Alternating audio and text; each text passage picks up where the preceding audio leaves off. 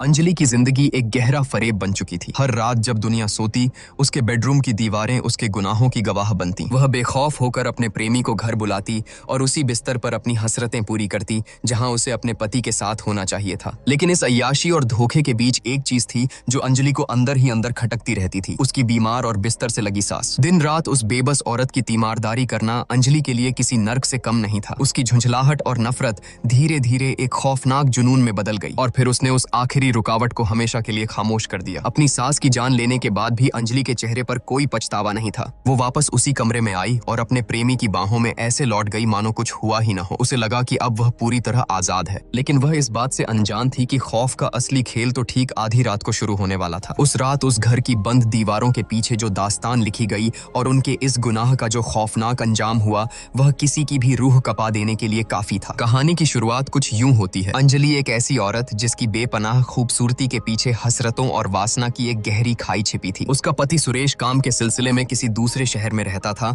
और इस दूरी ने अंजलि की जिंदगी में जो खालीपन पैदा किया, उसने एक खतरनाक मोड़ ले लिया था। इस सूनेपन को भरने के लिए उसने अपने कॉलेज के जूनियर दर्पण को चुना। दर्पण अब सिर्फ उसका प्रेमी नहीं बल्कि उसकी जिंदगी का सबसे स्याह और गहरा राज बन चुका था। जब भी मौका मिलता, रात के खामोश अंधेरे में अंजलि उसे अपने घर बुला लेती और बंद दरवाजों के पीछे दोनों बेखौफ होकर इस नाजायज रिश्ते की सारी हदें पार करते। लेकिन अंजलि की प्यास किसी अंतहीन कुएं की तरह थी। दिन ब दिन उसकी चाहतें इतनी हावी होती जा रही थीं कि अब दर्पण का साथ भी उसे कम लगने लगा था। आज रात भी दर्पण उसके बिस्तर तक आना चाहता था, लेकिन अंजलि ने उसे मना कर दिया। फिर भी उस रात के सन्नाटे में दोनों फोन पर देर तक फुसफुसाते हुए अपनी हसरतों को हवा देते रहे। दूसरी तरफ घर का माहौल अंजलि की रंगीन दुनिया से बिल्कुल उलट एक दमघोंटू उदासी और मौत की खामोशी से भरा था। घर में उसका एक छोटा बेटा, बीमार सास और ससुर बलवंत मौजूद थे। सास की हालत इतनी जर्जर थी कि उनका शरीर बस बिस्तर का ही एक हिस्सा बनकर रह गया था। अंजलि को उस बेबस बुढ़िया से सख्त चिढ़ थी। उनकी देखभाल करना उसे अपने ऊपर एक बदनुमा बोझ लगता था। इसी नफरत के चलते उसने रीना नाम की एक केयरटेकर को काम पर रखा हुआ था। ससुर बलवंत की हालत भी कुछ खास नहीं थी। उनकी एक आंख की रोशनी जा चुकी थी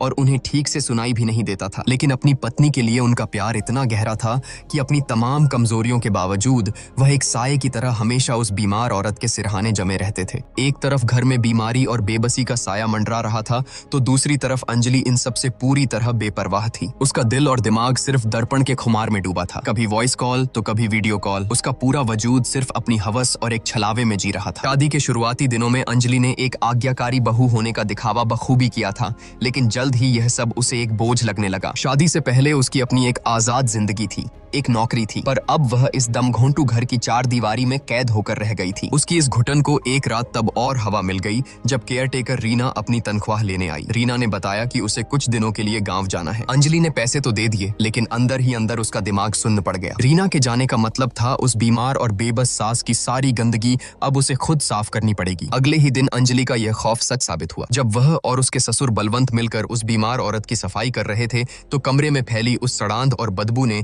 अंजलि के पेट में मरोड़ पैदा कर दी। उसे इतनी भयंकर उबकाई आई कि उस दिन उससे ठीक से खाना तक नहीं बना। नफरत और गुस्से से उसका खून खौलने लगा। उसे लगने लगा कि वह एक ऐसे सड़े हुए दलदल में फंस चुकी है जहां से निकलने का कोई रास्ता नहीं है। इसी छटपटाहट से बचने के लिए उसने अपने छोटे बेटे को मायके भेजने का फैसला लिया। जैसे ही उसने यह बात फोन पर दर्पण को बताई, दर्पण की आंखों में हवस की चमक और गहरी हो गई। उसने फुसफुसाते हुए कहा कि घर में जितने कम लोग होंगे, हमारी रातें उतनी ही बेखौफ और रंगीन होंगी। सन्नाटे में हम एक दूसरे के और भी करीब आ पाएंगे। उसकी बात सुनकर अंजलि के होठों पर भी एक कामुक और शातिर मुस्कान तैर गई। अगली सुबह अंजलि अपने बेटे को छोड़ने के लिए घर से बाहर निकली। रास्ते में नुक्कड़ पर दर्पण अपने दोस्तों के साथ खड़ा था। एक ने तंज कसते हुए कहा कि अंजलि में तो गजब की आग है, लोग कहते हैं कि उसकी कोई भी रात सूनी नहीं जाती, उसके कई मर्दों से रिश्ते हैं। तभी दूसरे दोस्त ने आग में घी डालते हुए कहा कि मैंने तो खुद एक आदमी को रात के अंधेरे में आम के पेड़ के सहारे उसके घर की छत पर चढ़ते देखा है। यह सुनते ही दर्पण के दिमाग की नसें फटने लगी। जलन और गुस्से से पागल होकर वह अपने ही दोस्तों से हाथापाई पर उतर आया। मामला बिगड़ता देख एक दोस्त ने उसे घसीटकर किनारे किया और समझाया कि इन फालतू की बातों पर ध्यान न दे। बात तो वहीं खत्म हो गई, लेकिन दर्पण के दिल में शक का जो जहरीला बीज बोया गया था, वो अब खामोशी से अपनी जड़ें जमाने लगा था। सच तो यह था कि उस दोस्त को अंजलि और दर्पण के इस नाजायज रिश्ते की भनक शुरू से ही थी। उस रात जब सन्नाटा गहराया, अंजलि ने दर्पण को अपने बिस्तर तक खींचने के लिए फोन मिलाया। इस बार दर्पण अकेला नहीं था, वह उसी दोस्त को अपने साथ लाया था। उसने दोस्त को बाहर पहरे पर खड़ा किया और हिदायत दी कि अगर कोई भी आहट हो तो फौरन इशारा कर देना। अंजलि ने पीछे का दरवाजा पहले से ही खोल रखा था। दर्पण दबे पांव सीधा उस बेडरूम में दाखिल हुआ जहां अंजलि हुस्न और हवस का जाल बिछाए उसका इंतजार कर रही थी। उसने दर्पण को अपनी ओर खींचा और फिर उस बंद कमरे की गर्माहट ने सारी हदें पार कर दी। लेकिन उस जिस्मानी खेल के बाद भी अंजलि की आंखों में वो खौफनाक प्यास और बेचैनी साफ झलक रही थी जो कभी शांत नहीं होती थी। तभी दर्पण की नाक में एक अजीब सी सड़ांध टकराई। उसने नाक सिकोड़ते हुए पूछा कि यह कैसी बदबू आ रही है। अंजलि की आवाज में एक अजीब सी चिढ़ और नफरत थी। बाई छुट्टी पर है और मुझे ही उस बुढ़िया की गंदगी साफ करनी पड़ रही है। उसके पास से इतनी सड़ांध आती है कि अब बर्दाश्त नहीं होता। फिर अंजलि की नजरें दर्पण पर टिक गईं। उसकी आवाज अचानक बर्फ की तरह ठंडी हो गई। जिस हालत में मेरी सास है वो बस एक जिंदा लाश है। बहुत तकलीफ में है वो, क्यों ना हम उसे हमेशा के लिए खत्म कर दें। अगर वो रास्ते से हट गई तो सब कुछ कितना आसान हो जाएगा। और वैसे भी उसके मरने के बाद मेरा ससुर भी उस सदमे में ज्यादा दिन नहीं टिकेगा। अंजलि के इन खौफनाक इरादों को सुनकर एक पल के लिए दर्पण की रूह कांप गई। लेकिन अंजलि के हुस्न और उस अंधे मोह ने उसके हर डर और जमीर पर पर्दा डाल दिया। हवस इंसान को किस कदर हैवान बना देती है, दर्पण उसका जीता जागता सबूत था। उसने अपना सिर हाँ में हिला दिया। आधी रात का वक्त था। मौत के साये की तरह वो दोनों दबे पांव सास के कमरे में घुसे। अंजलि ने बेरहमी से एक कपड़ा उठाया और उस बेबस बिस्तर पर पड़ी बुढ़िया की गर्दन के इर्द गिर्द लपेट कर कस दिया। उस जुर्म की सबसे दर्दनाक बात यह थी कि उस वक्त सास की आंखें खुली थीं। वह पूरी तरह होश में थी। वह अपनी मौत को अपने सामने खड़ा देख रही थी, लेकिन उसका जर्जर शरीर हिल तक नहीं सकता था। हवस और नफरत का वो मंजर इतना खौफनाक और अमानवीय था कि इंसानियत भी खौफ खा जाए। उस बेबस औरत की आंखों से लाचारी के आंसू बह रहे थे। अपने आखिरी पलों में वह अपने पति को मदद के लिए पुकारना तो दूर, एक नजर देख तक नहीं पाई। कुछ देर की भयानक तड़प और छटपटाहट के बाद उसका शरीर हमेशा के लिए खामोश हो गया। उस घिनौने कृत्य को अंजाम देने के बाद अंजलि वापस अपने कमरे में लौटी। जब उसने आईने में अपना अक्स देखा तो एक पल के लिए उसकी आंखों से आंसू छलक पड़े। उसके अंदर कहीं न कहीं एक हल्का सा पछतावा था, लेकिन हवस और आजादी की उस अंधी चाहत ने उसकी बची खुची इंसानियत को भी निगल लिया था। उसने खुद को संभाला और अपने चेहरे से खौफ के भाव मिटाते हुए दर्पण से फुसफुसाकर कहा कि सुबह होते ही मैं रोना पीटना शुरू कर दूंगी। सबको लगेगा कि बीमारी की वजह से सासू माँ की मौत हो गई। किसी को हम पर जरा भी शक नहीं होगा। लेकिन अगले ही पल अंजलि के चेहरे का रंग उड़ गया। जिस कपड़े से उसने अपनी सास की जान ली थी वो तो उसी कमरे में छूट गया था। घबराहट में वह वापस उस मनहूस कमरे की तरफ भागी, लेकिन बिस्तर के पास वह कपड़ा कहीं नहीं था। उसका दिल जोरों से धड़कने लगा। वह दबे पांव ससुर के कमरे तक गई, पर वहां बलवंत गहरी नींद में सो रहा था। अंजलि ने खुद को तसल्ली दी कि वह बूढ़ा इंसान तो बहरा है, उसे क्या ही पता चलेगा। उसने मान लिया कि शायद हड़बड़ी में वह खुद ही उस कपड़े को कहीं रखकर भूल गई है। इस खौफ और दिमागी तनाव को दबाने के लिए अंजलि वापस अपने बेडरूम में आई और खुद को पूरी तरह दर्पण के हवाले कर दिया। मौत के उस खौफनाक साये और एक लाश के ठीक नीचे वे दोनों एक बार फिर अपनी उसी रंगीन दुनिया में डूब गए। जब उनका यह खेल खत्म हुआ तब रात काफी गहरी हो चुकी थी। किसी को शक न हो इसलिए अंजलि ने दर्पण को फौरन घर से बाहर जाने को कहा, लेकिन जैसे ही वे पिछले दरवाजे तक पहुंचे उनके होश उड़ गए। दरवाजा बाहर से लॉक था। घबराहट में वे दोनों मुख्य दरवाजे की तरफ भागे, लेकिन वह भी बाहर से बंद किया जा चुका था। अब अंजलि को यह महसूस होने लगा कि वे एक भयानक जाल में फंस चुके हैं। खौफ के मारे अंजलि सीढ़ियों की तरफ भागी, लेकिन तभी ऊपर से एक भारी दरवाजा सीधा उसके सिर पर आ गिरा।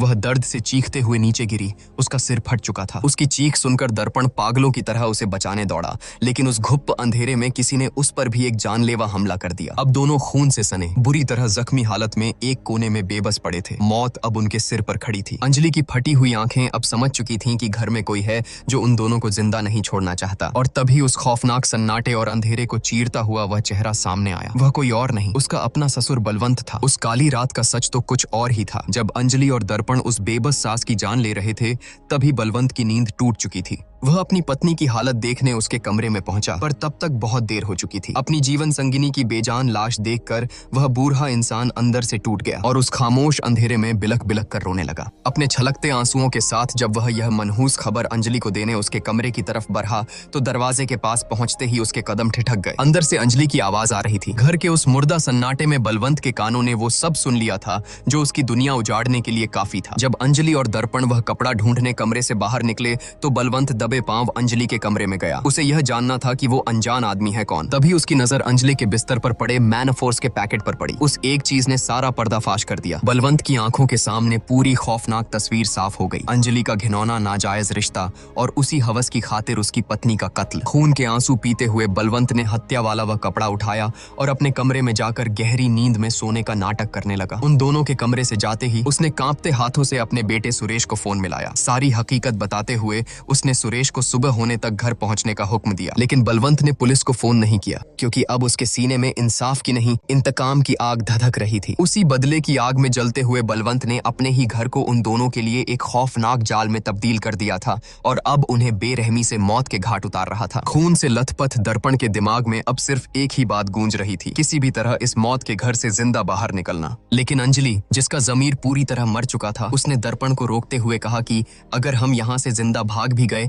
तो वो बुढ़ा हमें छोड़ेगा नहीं। वो हमारा सारा सच जान चुका है, सीधा पुलिस के पास जाएगा। अब बचने का सिर्फ एक ही रास्ता है, हमें बलवंत को भी खत्म करना होगा। दर्पण अंदर ही अंदर कांप रहा था। उसे एहसास हो चुका था कि वो हवस के किस खौफनाक और जानलेवा दलदल में धंस चुका है। दूसरी तरफ अंधेरे में छिपा बलवंत इन दोनों की खौफनाक साजिश सुन रहा था। गुस्से और इंतकाम की आग में उसका खून खौल रहा था। अंजलि उसे ढूंढने के लिए हाथ में एक लालटेन लेकर निकली, लेकिन बलवंत ने पहले ही उस चिराग के साथ मौत का खेल कर दिया था। जैसे ही अंजलि ने उसे उठाया, वह जोरदार धमाके के साथ उसके ही हाथ में फट गया। आग की लपटों ने अंजलि का एक हाथ बुरी तरह झुलसा दिया और वह दर्द से चीख उठी। यहीं पर उस खौफनाक रात का एक और दर्दनाक सच सामने आता है। बलवंत ने अपनी बीमार पत्नी के बिस्तर के पास एक इमरजेंसी बटन लगा रखा था। जब अंजलि और दर्पण उस बेचारी को मौत के घाट उतार रहे थे, तब अपनी आखिरी सांसों से लड़ते हुए उस बुढ़िया ने कांपते हाथों से वो बटन दबा दिया था। उसी अलार्म ने बलवंत को जगाया था और वह अपनी पत्नी की आखिरी पुकार सुनकर ही वहां पहुंचा था। दर्द से बिलखती अंजलि और दर्पण ने बलवंत को पकड़ने का जाल बिछाया। इस बार बलवंत उनके जाल में फंस गया।